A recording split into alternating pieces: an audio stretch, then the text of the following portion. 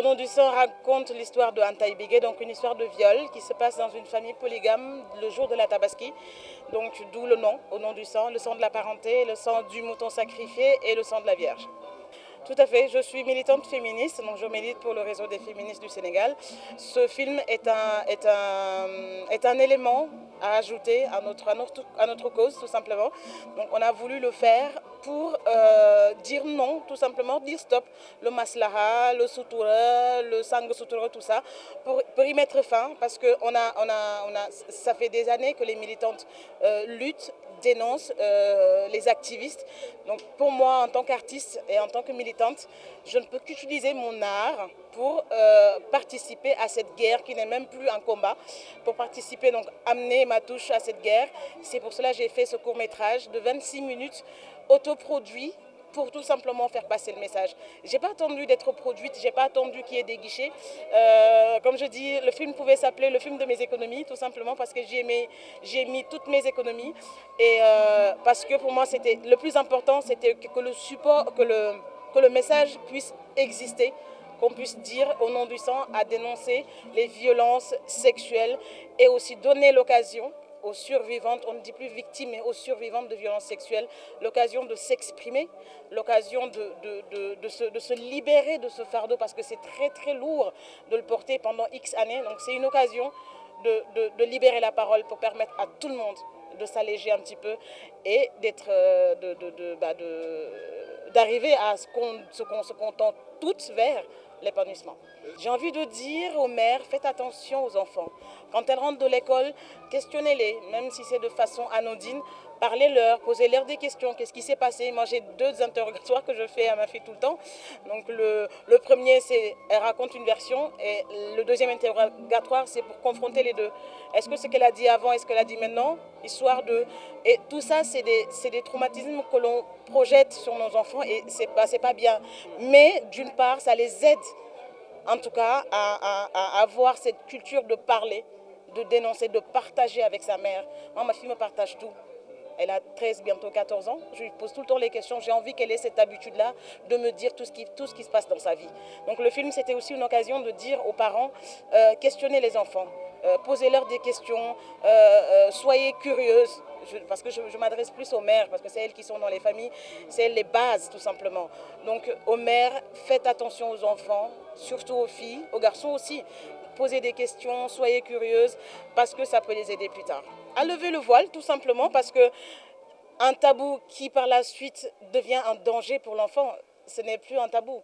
Donc l'idée, c'est on peut parler de sexualité à son enfant sans pour autant être vulgaire, parce que tout ça, c'est à cause de cette société dans laquelle nous vivons. On a construit pas mal de stéréotypes dans lesquels on a enfermé les femmes comme les hommes. L'idée, c'est vraiment d'aller au-delà, de parler de sexualité à son enfant. Moi, ma fille, elle a 13 ans, je lui parle de sexualité. Je lui explique les choses. Avant même qu'elle atteigne un certain âge, je lui expliquais tout ce qui doit arriver dans sa vie et comment est-ce qu'elle pourra le gérer. Et quand c'est arrivé, j'étais pas là, elle a géré ça toute seule. Donc, il y a ces petits mécanismes-là à mettre en place pour tout simplement sauver nos enfants, parce qu'il s'agit de les sauver.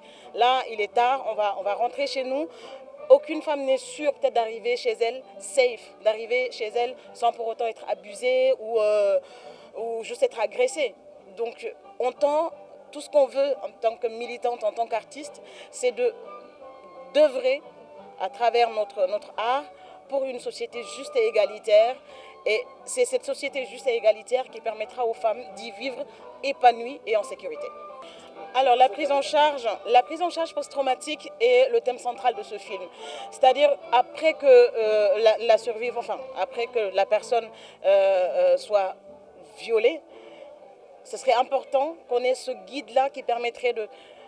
Alors ça s'est passé, où est-ce qu'on doit aller, qui on doit contacter, quel numéro appeler, à qui s'adresser. Donc l'idée, c'est de construire autour de construire autant de mécanismes pour permettre à une femme, à une jeune fille, à un jeune garçon violé de pouvoir s'adresser aux bonnes personnes sans pour autant être jugé, sans pour autant être blâmé, Parce que quand même, une personne qui vient de subir une telle violence et qu'après elle se retrouve avec des questions, tu faisais quoi là-bas, tu t'es habillé comment, ça augmente le degré de frustration, ça augmente le degré de traumatisme.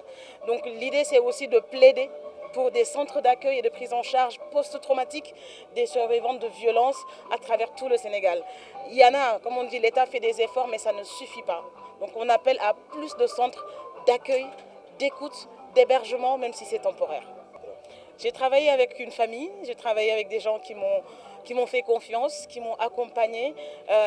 L'actrice principale, Ndiaye Sireba, plus connue sous le nom de Djalika de la série Maîtresse d'un homme marié. La petite Bigué, c'est sa première expérience, mais elle a été parfaite. Nourou Sarr, le chef opérateur, un des meilleurs en Afrique de l'Ouest, a porté ce film, l'a fait. Nourou l'a fait parce qu'il avait envie de participer à une telle expérience.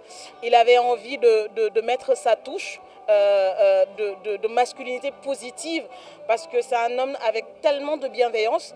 Donc c'est un casting qui s'est fait selon les sensibilités. Ndiaye Sireba est une femme engagée dans les violences faites aux femmes. Elle milite auprès de beaucoup d'organismes. Et quand je lui ai parlé du film, quand Nourou Sarr lui a parlé du film, elle a tout simplement accepté de nous accompagner.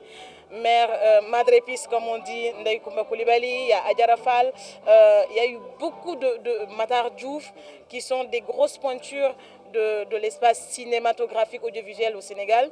C'est des gens qui ont accepté de m'accompagner, qui ont accepté de mettre la main à la pâte tout simplement, parce que demain, ils pourront dire aussi, ils sont artistes, ils sont acteurs, ils ont milité et ils ont participé à un projet qui pourra éventuellement, je l'espère en tout cas, sauver des vies plus tard.